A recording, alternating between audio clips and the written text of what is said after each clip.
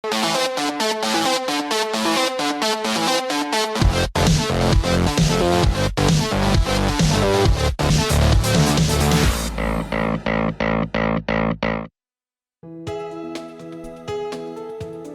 방송에서 제공하는 투자 정보는 투자 판단에 대한 조언입니다. 방송에서 제공하는 주식의 가치, 가격 상승 및 하락에 대해서는 방송사에서 보장하지 않습니다. 네, 안녕하십니까. 수익을 말하다 김선우입니다. 반갑습니다.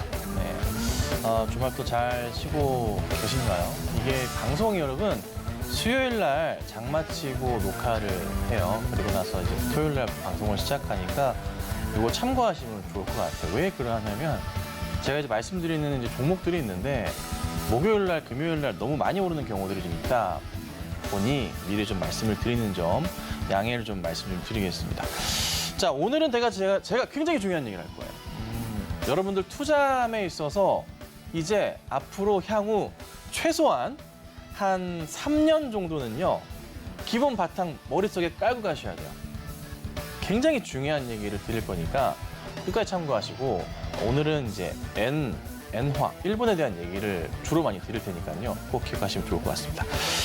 자, 오늘 제가 처음부터 좀 말씀드릴 내용은 뭐냐면 시장에서 조금 제가 지난주 때 종목을 몇 개를 좀 우선 드렸는데 제가 핵심적으로 말씀을 좀 드렸던 종목들이 몇 개 있어요. 뭐냐면은 SK이노베이션, SKI테크 특히 강조를 많이 드렸었고 DB하이텍 강조를 많이 드렸는데 최근 많이 올랐어요. 말씀드리고 나서 상당히 좀 급등이 좀 많이 나왔거든요. 사실 방송에서 종목을 말씀드릴 때마다 상당히 좀 많이 올라요. 그런 경우들이 있는데요.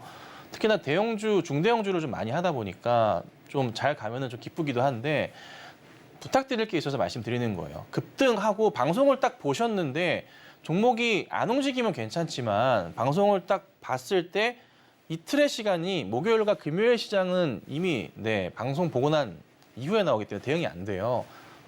많이 오른 경우는 따라가지 마세요. 물론 이제 요 SKI는 이제 뭐 어제 오르고 그제 올라서 괜찮긴 하지만은 혹여나 다른 종목들이 이런 모습을 보인다면은 따라가지 마셔라. 제가 혹시나 해서 말씀드리는 거고요.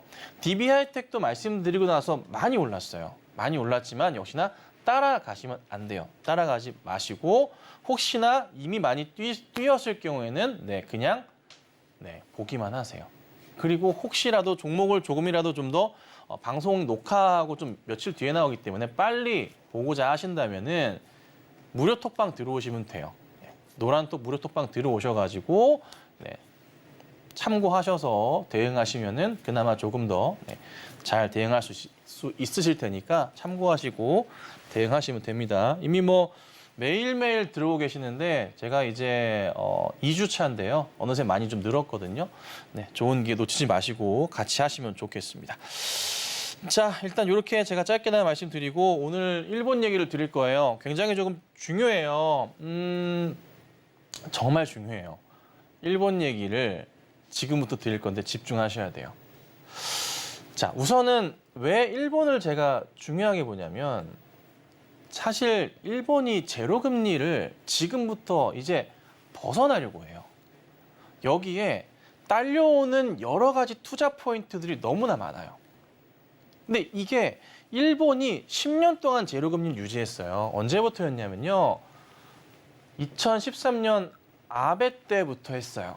지금은 좀 뭐 안 좋게 됐지만 어찌됐든 이때부터 해서 제로금리를 유지를 했었어요. 계속 유지했었어요. 그런데 이번 달에 4월 달에 이 BOJ 총재가 교체가 돼요. 누구로 되냐면 구로다 하루히코 총재에서 우에다 가즈오 총재로 바뀌어요. 딱 바뀌거든요.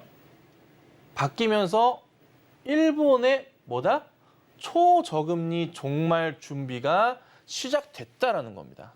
이게 핵심이에요. 굉장히 중요합니다. 언제 총재가 이제 바뀌냐면은 4월 9일이에요. 이번 달 4월 9일이에요. 바뀝니다. 되게 중요한 내용이에요. 다시 또 말씀드려볼게요. 바뀌게 되면 이제 무슨 일이 발생을 할까요? 우선은 이미 바뀌기 전부터 바뀌고 난 이후에 일본의 미래에 대한 얘기들이 나오기 시작했어요. 자, 우선은 지금 나온 게 뭐냐면 작년 말 때 실행했던 게 있어요. 뭐냐면요. 10년물 국채 수익률 변동 범위를 바꿉니다. 이것 때문에 한 시장이 난리 났었거든요. 0.25%포인트에서 0.5로 확대를 합니다. 그러니까 국채 수익률 변동의 상한을 의미하는 게 뭐냐면 금리 인상을 일부 허용한다는 게 주 내용이에요. 그러니까 10년 동안 유지했던 금리를 일본이 어떻게 마이너스 제로 금리에서 이제 어떻게 해요? 올리겠다는 거예요. 천천히 올리겠다는 거예요. 근데 사실 지금 일본은 무역 적자가 커요. 네, 그래도 한다는 겁니다. 왜 해야 되는지 중요한데 어쨌든 나홀로 완화, 전 세계에서 금리를 올리는 상황임에도 불구하고 일본은 이거를 벗어내고서 나홀로 통화 정책을 이제 벗어내고 이제 하겠다, 돌려 세우겠다, 통화 정책을 전환시키겠다는 거예요. 굉장히 중요한 내용입니다. 자, 어떤 식으로 가냐 보죠. 자, 보자면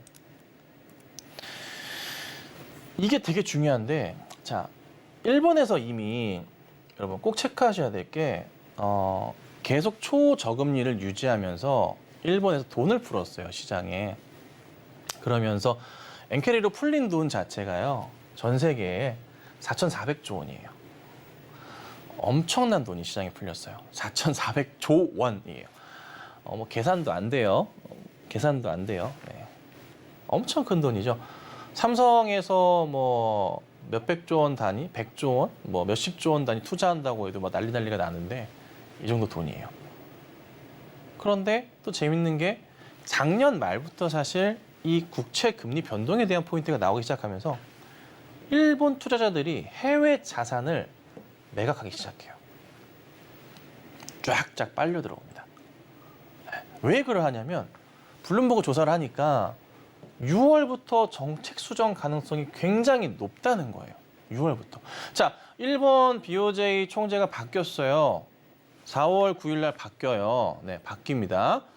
그리고 나서 바로 뭐 갑자기 정책 수정을 뭐 며칠 만에 하지는 않겠죠. 약간의 텀이라는 걸 존재하다 보니까 이 포인트가 좀 맞아 떨어지지 않나라고 예측은 하고 있어요. 조금 있다가 제가 더 재밌게 풀어가지고 설명을 좀 드릴 건데 이 6월을 조금 기억을 하셔야 돼요. 아시겠죠? 그래서 어찌됐든 일본의 투자자들이 해외 자산을 매각을 시작합니다. 작년 끝자락부터 매각을 시작하고 올해 초도 계속하고 있습니다. 실질적으로 작년 끝자락에 시작했는데 불구하고 작년 일본 해외 채권 보유액 자체가 1996년 이후 최대 규모 축소가 됐어요. 자, 일본의 잃어버린 20년, 30년, 일본의 제로금리 10년. 이게 지금 어떻게 벗어나려는 시작을 하고 있습니다. 근데 일본은 과연 이거를 어떻게 풀어낼까요? 굉장히 저는 재밌게 보고 있는데, 자, 우선은 요거 한번 보세요. 3월 달에 미국 달러 대비해서 각 전 세계 통화 등락률이요. 중요한 건 올렸는데요. 일본 엔화 등락률 보세요. 제일 높아요. 그렇죠? 제일 높습니다. 그 다음에 스위스, 프랑, 뭐 파운드 이런 식인데 이걸 한번 기억을 하셔야 돼요. 우선 왜 이걸 기억하셔야 되냐면 엔화의 가치가 바뀌고 있어요. 엔화의 가치가 어떤 식으로 바뀌고 있냐면요. 우선 일본에서 왜 금리에 대한 인상을 우선적으로 하려는지를 아시는 게 중요해요. 자, BOJ에서 인플레이션 목표치 2%를 지금 진행을 하려고 하는데 지금 현재 4% 정도 수준이에요. 뭐 미국 대비하고 우리나라 비교해 본다면은 높지는 않아요. 그런데도 이거를 현재 낮추려고 하고 있습니다. 자, 미국에서 인플레를 잡기 위해 뭘 했어요? 말도 안 되는 금리 인상을 했죠. 그렇죠? 정말 금리 인상 속도를 말도 안 되게 끌어올렸어요. 팡팡팡팡팡. 어느새 5%가 됐습니다. 자, 그런데 2%를 달성하게 간다고 하는데 이게 여러 가지 이슈들이 갑자기 복합적으로 일본 엔화에 집중이 되기 시작해요. 그러니까 일본 엔화의 가치 자체가 완전 바뀌기 시작해요. 옛날이랑은 조금 다르게 굉장히 매력도가 좀 높아지고 있거든요. 그 이유들이 몇 가지 있어요. 잘 보세요. 미국과 유럽의 은행 위기 있죠? 그죠? 미국으로 치자면 실리콘밸리, 지금은 이제 새롭게 주인과 이름이 바뀌는 모습이지만 유럽의 크레딧 스위스, 은행 위기가 계속 주는 불안 심리를 자극하면서 그나마 안전자산으로 인식이 되는 최근에 금으로 상당히 갔어요. 금이 많이 올랐죠. 금값이요, 여러분 천정부지로 치솟았습니다. 예. 엄청 많이 올랐어요. 금값 잘 아시죠? 근데 또 계속 금을 또 날 수는 없잖아. 그죠? 어디로 가요? 일본 엔화로 다시 시장이 주목을 하기 시작한 거예요. 작년 하반기부터. 또 올해 초부터 해서 주목을 상당히 좀 많이 받기 시작했어요.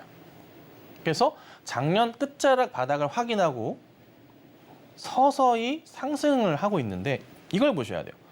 일본 입장에서요. 자기 나라 이 잃어버린 20년, 30년의 포인트를 일본은 어떻게 해야 할까요?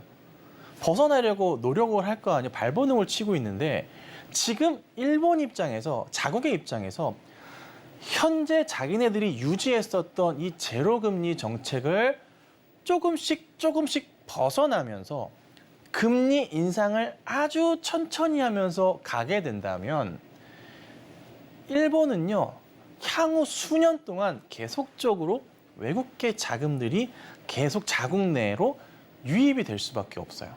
그렇죠?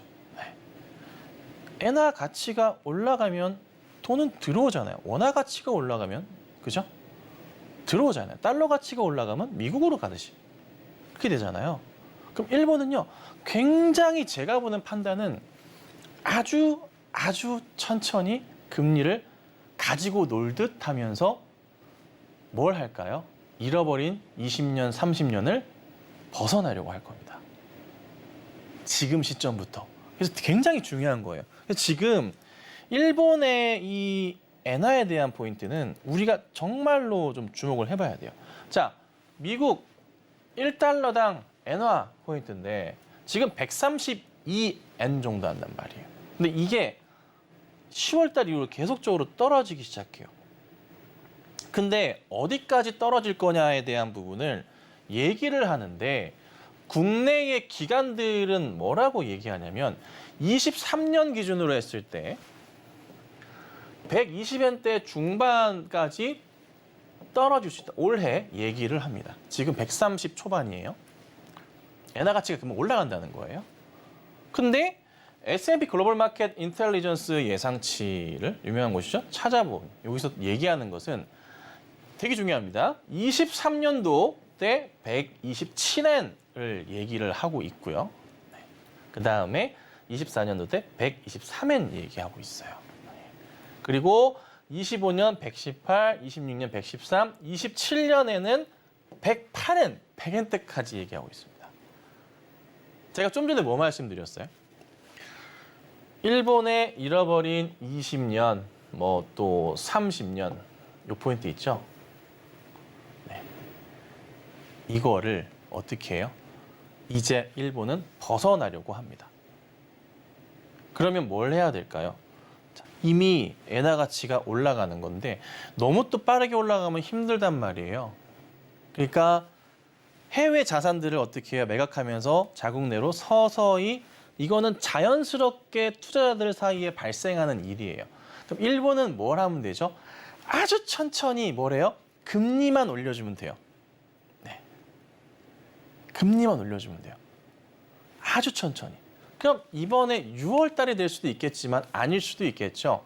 어찌됐든 올해에 한 번 정도는 금리를 미약하게나마 건드려 줄 겁니다. 자, 일본 입장에서 아까 뭐라고요? 돈을 잡아둬야 되죠. 해외로 나갔던 많은 자산들을 자국으로 끌어들여야 됩니다. 많은 자산, 수천조의 자산들을 끌어들여야 됩니다. 4,400조 원이 자산이 나가 있지만 더 많은 돈도 들어오게 할 수 있는 게 현재의 일본 엔화의 가치라고 판단을 하는 것으로 저는 보입니다. 그래서 금리를 아주 천천히, 너무 빨리 올리면 탈나요.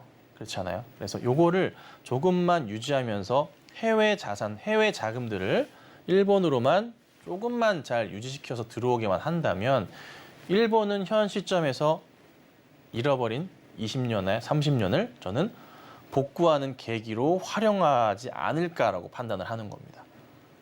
그럼 우리가 굉장히 조금 사실 집중을 해야 되는 대목이에요.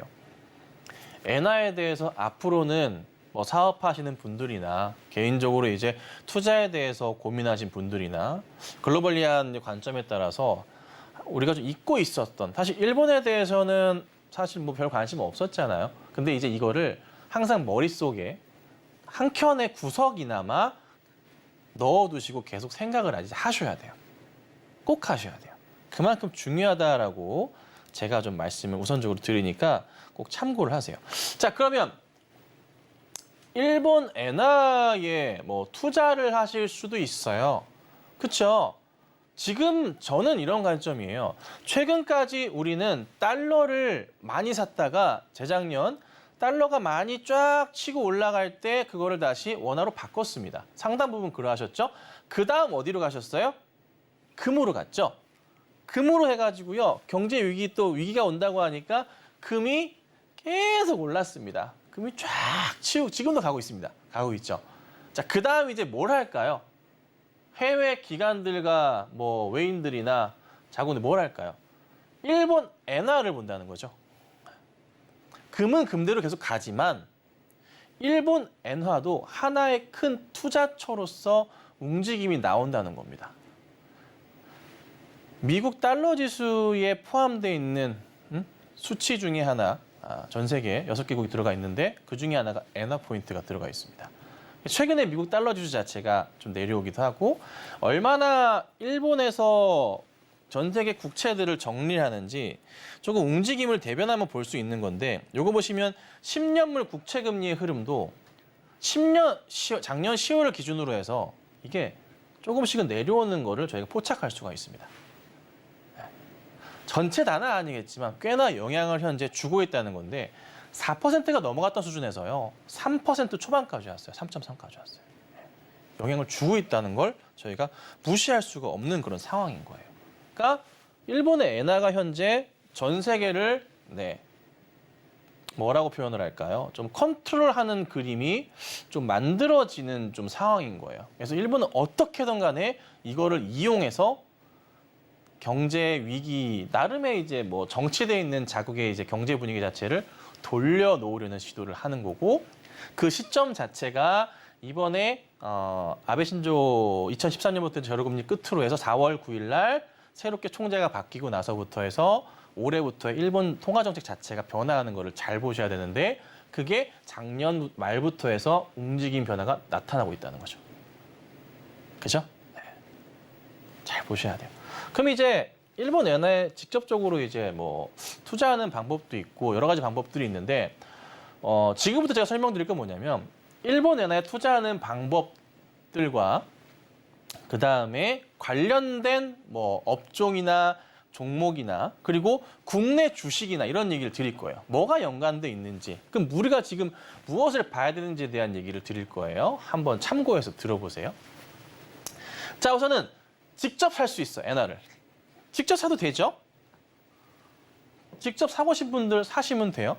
자, 근데 부탁드릴 것은 제 개인적인 의견이긴 합니다만 제가 지금까지 말씀드린 걸 토대로 생각하신다면은 달러보다는 엔화를 들고 계시는 게 현실적으로 맞아요. 짧은 텀은 아니고 롱텀으로 보셔야 돼요. 그러니까 안전자산이라 생각하시고 퇴직금 같은 경우 달러로 들어가셨다가 원화 바꾸시고 지금 다시 금 들어갔다가 들고 계신 분들 계시죠? 금은 유지하시되 계속 금만 갖고 있을 수는 없으니까 엔화도 안전자산으로 생각하시고 통장에 넣어두시는 것도 방법이에요. 엔화를. 진짜로 매력적인 방법이에요. 제가 일본을 뭐 좋아하진 않지만 투자 입장에서 봤을 때는 현실적으로 굉장히 매력도가 있는 건 사실이에요. 냉정하게 봐야 되니까. 근데 이제 일본 엔화를 직접 매입하게 되면은 수수료랑 비용 발생이 되긴 해요. 근데 사실 뭐 ETF를 사서 이거 타이거 일본엔 선물 요거 원화 대비 엔화 가치 상승 주목하는 요것도 있고 또 미국 ETF FXY도 있어요. 요런 것들도 있지만 사실 주식 같은 개념으로 통장으로 사는 것보다는 요 내 은행 통장 안에 일본 엔화가 찍혀 있는 게 조금 더 사실 여러분들 심적인 안정이 되긴 하잖아요. 그죠? 저 안 그런 사람이 어디 있어요? 그래서 직접 매입하시는 것도 수수료 비용 발생이 되긴 하지만 요거 신경 안 쓰시고 긴 호흡으로 보시면은 그것도 넘어갈 수 있는 거니까 요것도 하나의 좀 방법 중에 하나다라고 좀 판단을 좀 합니다. 그래서 만약에 일본 엔화, 미국 달러 보유량이 많으신 분들이라면 앞으로는 요 엔화로 바꾸시는 게 현실적으로 맞아요. 미국 달러가 원체 좋긴 하지만 엔화도 괜찮다라고 참고하시라고 제가 좀 말씀을 좀 드리는 거예요. 자, 그 다음에 다시 또 그러면 제가 말씀드리지만 아까 처음에 이제 설명을 드렸을 때 뭐가 있었냐면은 보세요. 여기서 엔화 가치가 바뀐다 말씀드렸잖아요. 엔화는요 달러 대비해서 1달러를 사는 가치 자체가 계속적으로 떨어져요. 엔화 가치 계속 올라간다는 거죠. 팍 올라갑니다. 근데 요 예측치를 보시면 2023년부터 해서 27년까지예요. 4, 5, 6, 7. 한 4년 정도 상황이거든요. 한 3, 4년 뒤에는 지금부터 3, 4년 뒤에는요. 100엔대까지 간다는 거예요. 그러면 반대로 이게 무슨 의미냐면은 달러 가치가 하락한다는 거예요. 그럼 달러 가치가 하락할 때 투자하는 방법? 직접적으로 엔화를 사는 것도 있지만 우리가 만약에 이제 주식 ETF를 한다면 요 상황들도 대안이 될 수는 있어요. 대안이 될 수 있어요. 자, 요거 잠깐 볼게요. 하나만 볼게요. 많이는 안 보고. 요게 이제 타이거 미국 달러 선물 인버스 2X 고버스예요. 고버스인데 이 차트의 큰 흐름 자체가 하락에서 10월달 반등 나오고 나서 떨어졌지만 다시 어떻게 해요? 네, 달러 가치 하락에 베팅하는 거니까 이게 올라갈 수 있다는 거죠. 팡팡팡팡. 이거 왜 이러죠? 네. 시간은 물론 조금 빨리 움직이진 않겠지만 이렇게 올라가는 흐름이 나올 수 있다는 거예요. 근데 이제 고버스요. 2배 움직입니다. 참고하셔야 돼요. 막 무턱대고 덤비시는 거는 지향하지는 않지만, 지향하지만 어찌됐든 요 움직임 자체에서 이 차트는 요거는 이 미국 선물 인버스 같은 경우들의 뭐 타이거든 코덱스든 코세프든 있어요. 요게 바닥을 찍고서 아마 천천히 움직이는 그림들이 저는 있지 않을까라고 판단을 하는데 시장에서 보건데 이게 제가 말씀드리지만은 요것들이 짧은 시간으로 가진 않고 긴 호흡으로 갈 수는 있어요. 근데 이게 항상 그렇잖아요. 주식이라는 것도 그렇고 시장의 포인트에서 어떤 일정 포인트가 처음에 발생했을 시기 그 포인트의 움직임이 굉장히 강하거든요. 그렇죠? 근데 지금 아까 처음에 말씀드렸지만 일본 총재가 바뀌고 나서 무슨 일이 발생할 수 있냐면은 블룸버그 예측인데 6월 달에 뭐 하라 그래요? 통화 정책이 변동이 될 수 있다고 얘기를 해요. 일본 통화 정책이. 그럼 여기서 만약에 일본이 금리를 올리는 거야. 쬐끔. 네. 그러면 얘들의 이제 반응 자체가 어떻게 될까요? 네. 그냥 쫙 가는 한 번은 튄다는 거지. 요거 한번 기억하시고 대응하시면 좋을 것 같은데 이거는 좋아하시는 분들만 하시고 완전 안전하게 투자 쪽으로 대응을 하신 분들이라면은 추천드리진 않아요. 아시겠죠? 어찌됐든 이런 게 있다라고 정도만 참고하시고 혹시나 뭐 재미삼아 해볼래라고 생각하신다면은 조금만 하시고 저는 개인적으로 가장 추천드리는 것은 뭐 현실적으로 그냥 직접 매입을 추천드리긴 해요. 안전하게 아셨죠? 네. 자, 그다음부터 볼게요. 자, 그러면 또 다른 방법이 또 있어요. 일본 내의 주식을 투자하는 거지. 일본 주식 하실 수 있잖아요, 우리가. 미국 주식도 하는데 일본 주식 못 하겠어요? 일본 주식도 할 수 있잖아요.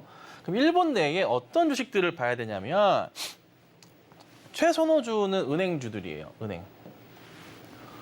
우리나라도 이제 은행주들 금리 인상 초반 시기부터 해서 계속적으로 올랐어요. 네. 뭐 미즈호 파이낸셜 그룹부터 시작해가지고 미쓰비시 UFJ 파이낸셜 그룹, 그다음에 미쓰비시 스미토모, 파이낸셜 그룹, 아주오라은행, 세븐은행, 이은파이낸셜, 우편저금 은행 등 이렇게 쭉쭉 있는데 여기서 제가 가장 추천드리는 것은 이제 미주 파이낸셜 그룹. 네, 추천을 드려요. 가장 튼튼하기도 하고. 그래서 요 그룹 같은 경우도 한번 만약에 내가 일본 쪽에 주식을 직접 하는 거를 판단을 하신다면은 요거를 한번 제가 은행주 중에서 추천을 한번 해드리도록 할게요. 그리고 은행주만 하는 건 또 아니잖아요. 자, 일본의 엔화 가치가 올라가면은 해외 여행을 하기 참 편해집니다. 그렇죠? 맞아요. 그리고 여행 다니기 쉬워져서 일본 항공 같은 경우도 그에 따른 대안이 될 수가 있을 것 같습니다. 그리고 아래 보시면은 전력이나 제지 같은 경우는 원자재를 다 수입해 와서 일을 보잖아요. 엔화 가치가 올라가다 보니까 수입하기에 뭐예요? 네, 싸죠. 그래서 이익에 대한 부분이 조금 유지가 되기 때문에 간사이 전력이나 니폰 제지 같은 경우도 제가 2번 적었네요. 이렇게 이슈가 좀 될 수 있으니까 이 부분은 또 한번 참고하셔서 보시면 될 것 같아요. 그래서 우선은 어려운 방법은 아닌데 쉬운 방법 중에도 하나인데 일본 주식을 사시는 것도 하나의 방법이다라고 그냥 소개만 시켜드리니까 참고하시면 돼요. 근데 제가 사실 말씀드리고 싶은 거는 일본 주식도 좋은데 우리나라 종목을 봐야 되죠. 현실적으로. 가장 편하게 핸드폰 열어가지고 장중에 1분 내에 주식을 살 수 있으니까 팔 수도 있고 요 얘기를 좀 드리고 싶었던 거예요, 오늘. 가장 핵심적인 얘기라고 할 수 있을 것 같은데 우선은 일본 수출 관련 업종으로 해가지고 제가 쭈루룩 한 4페이지 정도를 준비를 했는데 한번 제 얘기를 들어보시고 제 얘기가 맞다고 한다면은 참고사항으로 한번 대응해 보시면 어떨까 싶습니다. 자, 우선 제가 주목하는 첫 번째는 반도체 쪽이라고 설명을 좀 드리고 싶어요. 전자제품 쪽도 그에 해당할 것 같은데요. 반도체 쪽에서는요. 중소형은 좀 빼고요. 대형으로 우선 설명을 좀 드릴게요. 대형 중에서는 그냥 2개만 보면 돼요. 삼성전자와 SK하이닉스 보시고요. 전자제품은요. 엔화 가치가 계속적으로 올라가다 보면은 당연히 어떻게 해요? 네. 반사이익 따른 포인트를 볼 수가 있어서 LG전자도 제가 포함을 시켰습니다. 근데 여기서 핵심적으로 좀 봐야 될 종목들이 있죠. 삼성전자하고 SK하이닉스가 참 중요할 것 같아요, 저는. 삼성전자가 10만 전자까지 가다가 지금 2년 횡보하다가 반등 나오고 있고요. 그 다음에 여러분들 또 SK하이닉스도 국민주로서 2 종목을 빼놓을 수 없을 것 같은데 이건 SK하이닉스고요. 좀 전은 삼성전자 모습이었어요. 자, 근데 제가 주목하는 건 이거예요. 삼성전자가 실적 포인트에 있어서 지금 많은 고민을 하고 있어요. 하이닉스도 그렇고요. 지금 1분기 실적이 지금 보시는 시간으로 보면은 제가 수요일 날 녹화지만은 4월 7일 날 실적이 나와서 방송 보시는 시간대에 실적이 나왔을 거예요. 지금. 근데 안 좋게 나온다고 하죠. 안 좋게 나왔을 것 같아요. 근데 이게 2분기에도 상황이 안 좋다고 해요. 그러니까 안 좋다는 것은 이제 적자 포인트가 예상이 좀 된다는 거거든요. 근데 잘 생각해 보세요. 여러 상황들을 면밀히 봤을 때 삼성전자는 2분기까지 안 좋을 수 있다라고 얘기를 하고 있고 SK하이닉스는 3분기까지도 얘기는 하고 있어요. 그런데 일본의 통화 정책도 그렇고 일본과의 지금 관계 개선 이슈도 그러하고 또 반도체 법안도 그렇고 우리나라 반도체도 규제 정책도 그렇고 뭔가 굉장히 호의적으로 바뀌고 있는 상황이거든요. 그러면 현재의 2분기까지의 상황, 7월 달에 실적이 나오겠지만 4월 지금 시점부터 해가지고 또 하나 미국 FOMC에서 금리 인상 포인트가 5월 달에 거의 마지막이라고 하잖아요. 거의 지금은 거의 안 좋을 건 안 좋을 게 거의 다 쏟아져 나오는 상황인 거예요. 그러니까 미국의 금리도 5월 달이 거의 마지막이라고 하죠. 안 좋은 것들은 다 쏟아져 나오고 바닥을 확인하는 시점 자체가 사실 지금 현재 만들어지고 있다고 저는 판단을 해요. 그러면 그냥 객관적으로 냉정하게 판단을 했을 때 일본 시장 안 좋았죠. 4월 달에 초에 나와서 안 좋았죠. 7월 초에 나온 실적 안 좋을 거 아니에요. 그럼 그 중간 정도에 보는 걸로 해서 5월 정도 포인트 맞추면은 그 전후로 해서 5월 한 초중순 전후로 해서 포인트 맞춰버리면 시장에서 떨어질 때마다 삼성전자나 하이닉스 같은 주식들은요. 사서 모아두셔야 되는, 그냥 들고 가셔야 되는 그런 상황이 연출된다고 저는 판단을 해요. 그렇게 해야 된다 판단을 합니다. 그래서 사실 지금 현재 시점 하이닉스 같은 경우는 삼성전자보다 좀 매가리가 없어 사실. 별 재미없어요. 그렇지만 중요한 거는 요 최근 들어 4월이나 5월 정도에 어느 이 시점 자체가 나오는 순간에 바닥을 확인하고 상승을 하기 시작할 거라고 저는 판단을 합니다. 아니면 조금 몇 개월 더 길어질 수는 있겠지만 크게 중요하지 않고요. 이 바닥을 확인하는 계기가 될 거라는 거죠. 그래서 다시 돌아가서 삼성전자 같은 경우에 바닥에 대한 얘기를 드려보자면 만약에 밀리게 되더라도 6만 원 정도가 아마 그 부근 자체가 저점 형성이 되지 않을까 상당히 판단을 해요. 차트 라인으로도 나름 완성이 좀 되어가고 있고요. 이 정도 포인트로 저는 보고 있는데 최악인 경우도 6만 원 정도 라인으로 봐요. 근데 사실 더 아래로 떨어질 것 같지는 않아요. 그 정도 포인트가 나올 건데 안 떨어질 수도 있어서 저는 삼성전자나 하이닉스 같은 경우에는요. 현 시점부터 해서는 한 2개월에서 3개월 정도 판단을 하시고 떨어질 때마다 매수 대응을 하시는 전략이 굉장히 바람직하다고 판단을 합니다. 요 시기만 잘 넘어가면 돼요. 물론 시장 전체 흐름이 아직은 회복하는 시점은 아니다라고 판단을 할 수 있지만 더 이상 떨어지는 포인트도 아니라는 거예요. 그래서 현재 주식시장은요. 제 개인적인 판단은 주식하기에 굉장히 좋은 시장이에요. 큰 하락도 제한적이고요. 왜? 큰 하락이 나올 수 없는 게 미국에서 온몸을 던져서 막아주고 있어요. 실리콘밸리 은행 예금자부 전액 이거 하나로 끝난 거예요. 모든 은행 다 똑같이 다 해준다는 거죠. 온몸을 던져서 다 막아주고 있어. 거기에 이제 일본의 엔화도 약간의 움직임이 있고 국내 주식에 대해서는 나름 뭔가 생명을 불어넣는 듯한 포인트들이 하나씩 생기고 있거든요. 그래서 당분간의 전체 시장은요. 큰 하락도 없고 큰 상승도 없겠지만은 그래도 꾸준하게 시장은 조금 위로 움직이는 듯한 모습은 나올 거예요. 그래서 최근에 왜 퀄리티 주식이라는 얘기를 제가 자주 드렸냐면 지난주부터 해서 전체 바닥에서 시장 바닥에서 그래도 가치주 성격 안전한 그리고 성장성이 겸비되어 있는 종목들이 많이 올라가잖아요. 그러니까 제가 말씀드렸던 작년 말부터 올해 초에 수없이 제가 떠들었던 종목들 자체가 쫙쫙 다 올라가고 있다고요, 최근에. 최근에 제가 집중하는 것도 그런 종목들이고. 그래서 거기에 집중하셔야 되고 삼성전자와 하이닉스가 그런 이제 구조를 좀 보이지 않을까라는 판단을 하에 좀 말씀을 좀 드리는 겁니다. 아셨죠? 자, 그다음 또 보셔야 될 게 그 전에 중소형 반도체주들은요. 저는 조금 조심하자 말씀드려요. 나쁘다는 건 아닌데 이게 2019년도 수출 통제에 있었잖아요. 수출 규제. 그래서 일본 쪽에 이제 들어와야 될 소재 기업, 소재 제품 물건들이 못 들어와서 고생을 했잖아요. 우리나라 기업들이.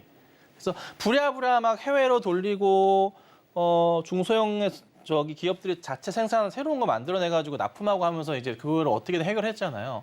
근데 이번에 규제가 풀리긴 했잖아요. 다시 뭐 물건이 들어오긴 해가지고 그에 따른 피해가 있다고는 하는데 또 없다고도 하잖아요. 그러니까 근데 이거는 그냥 좀 심리적인 거예요. 심리적인 거. 약간 좀 불안하게 만들 수 있기 때문에 중소형은 보지 마시고 대형만 보시는 게 맞아요. 자, 그 다음에 자동차예요. 자동차도 정말 중요하게 보셔야 돼요. 핵심입니다. 제가 지금 주식을 함에 있어서 만약에 이제 수익 매매를 제가 주로 하는데 빼놓지 않는다면 지금부터 꼭 보셔야 되는 게 이 자동차입니다. 자동차 실적이 예상보다 지금 잘 나옵니다. 1분기. 그런데 일본에서 추가적으로 엔화를 건드린단 말이에요. 그럼 국내 기업 입장에서는 엔화 강세가 되니까 비싸지는 일본 차잖아요. 그죠? 네. 딱히 뭐 나쁠 게 없어요. 현대도 그렇고 기아도 그렇고 바닥에서 굉장히 좋은 흐름을 탈 가능성이 높아요. 자, 현대차. 오늘도 많이 올랐습니다. 최근에 계속 움직임이 나와요.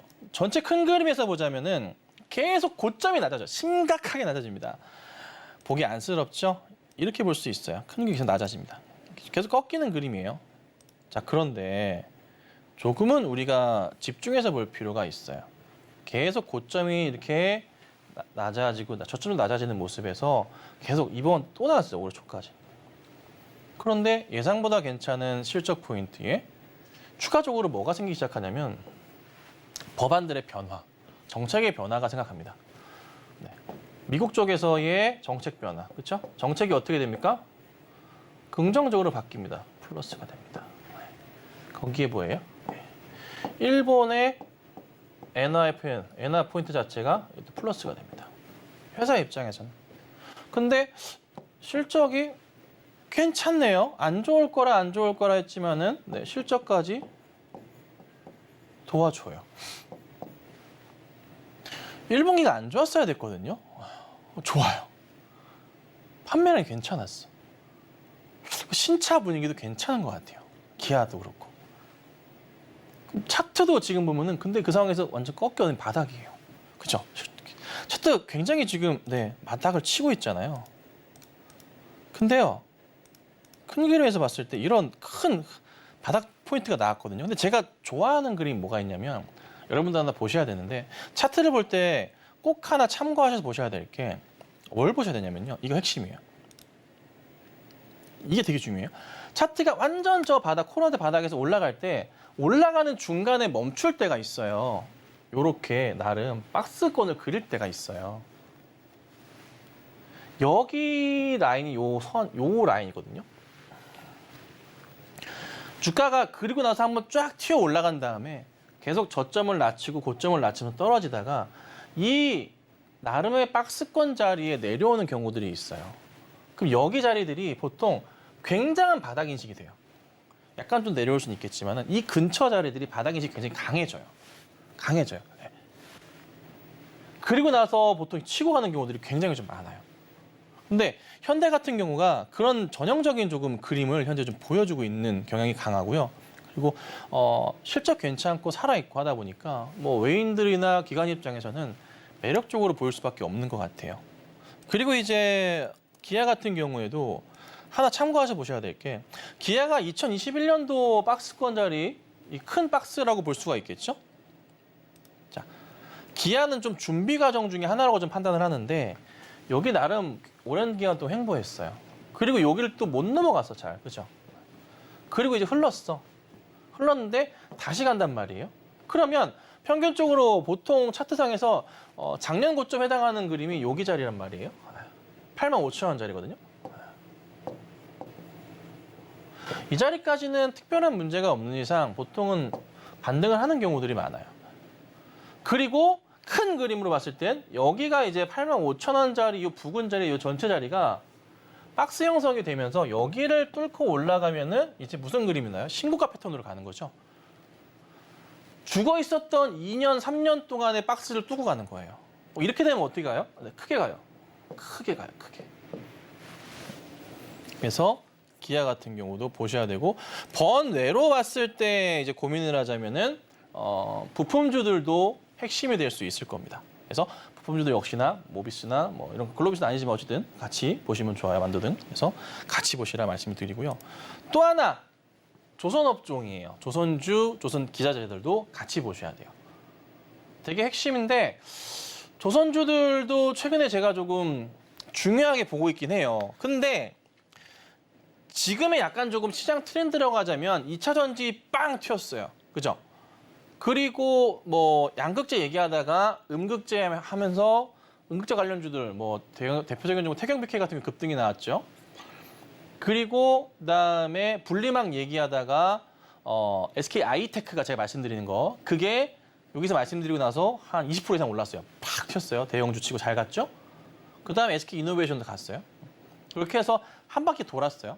근데 아직 2차 전지주들의 흐름이 꺾이진 않았어요. LNF도 아직 살아 움직이고 있는 거 보니까 꺾이지 않는 그림인데 여기에서 사실 순서를 보자면은 그 다음 움직임이 나올 수 있는 게 자동차 쪽이나 저는 바이오 쪽이나 게임주 쪽을 보고 있기는 한데 조선주들은 약간 좀 그 뒤로 보긴 해요. 그러니까 조선주들은 사실 지금도 움직임이 나오면 강할 수는 있겠지만 올해 하반기 정도로 보는 게 저는 현실적으로 맞을 것 같아요. 하지만 미리 조금은 준비를 하고 보시는 게 현실적으로 맞아요. 차트 잠깐만 몇 개만 볼게요. 대표적인 종목 몇 개만 볼까요? 자, 우선은 보자면 삼성중공업 보시면요. 큰 바닥에서 지금 반등하려는 그 시도 자체가 조금씩은 나와주고 있긴 해요. 근데 이게 참 어려운 게 뭐냐면요. 어떤 특정한 이슈가 크게 나와주면서 큰 반등을 해야 되는데 이게 올라갈 때마다 뭐예요? 걸리는 데가 너무 많아. 그러니까 삼성중공업 차트 보면요. 이거는 정말 시간 좀 걸리겠구나. 네.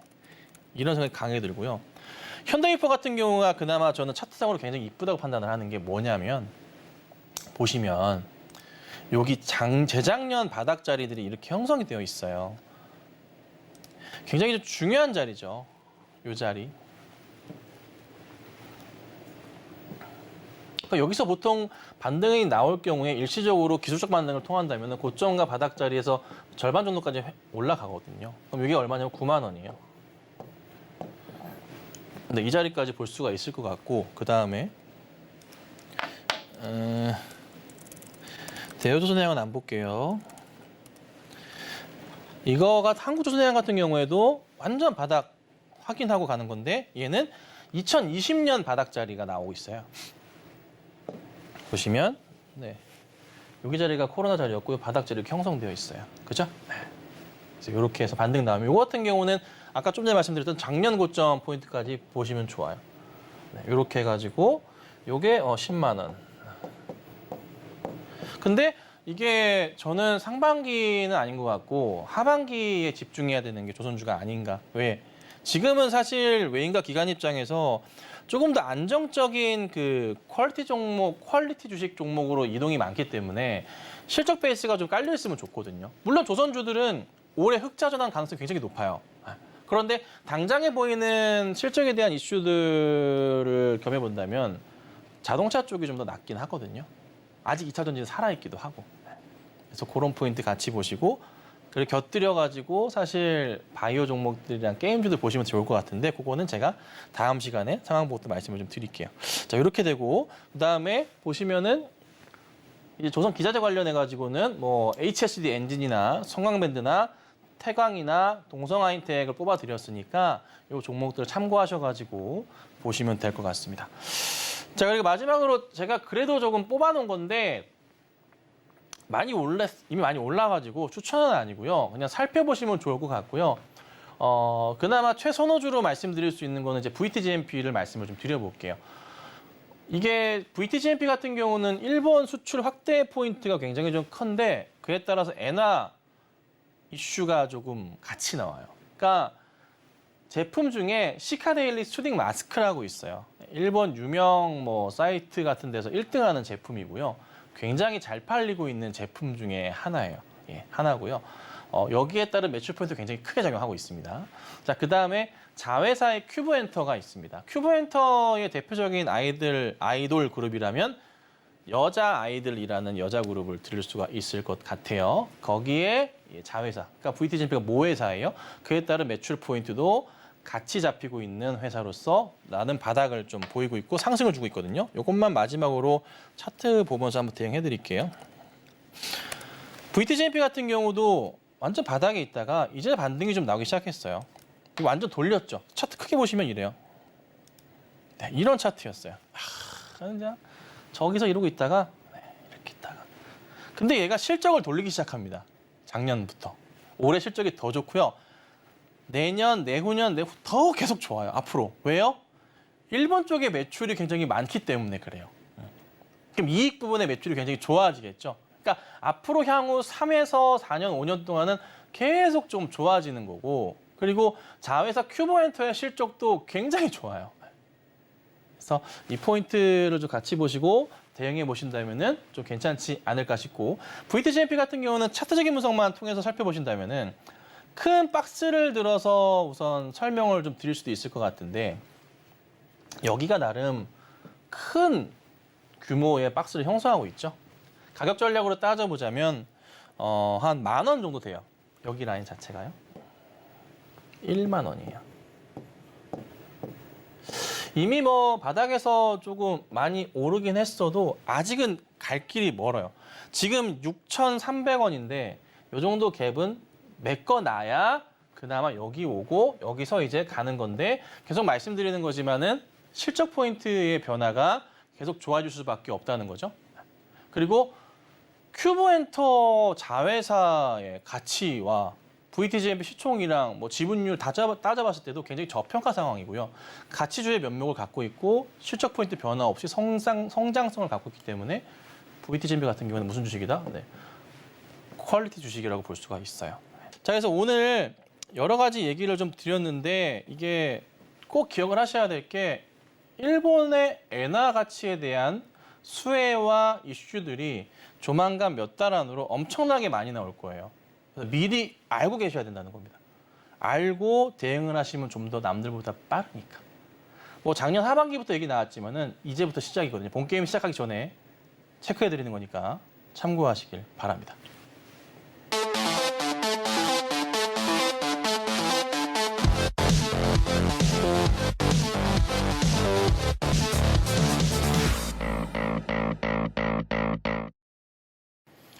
자, 오늘은 제가 일본 엔화에 대해서 말씀을 좀 드렸는데 이게 여러분 꼭 기억을 한 번 더 말씀드리지만 하셔야 됩니다.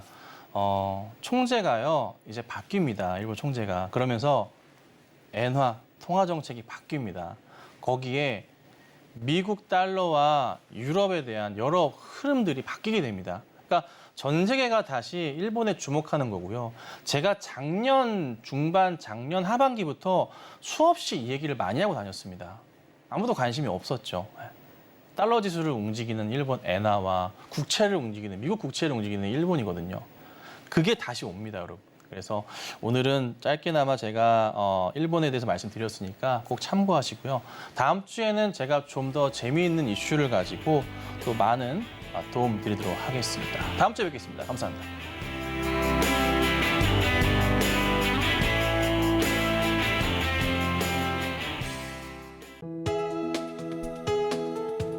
본 방송에서 제공하는 투자 정보는 투자 판단에 대한 조언입니다.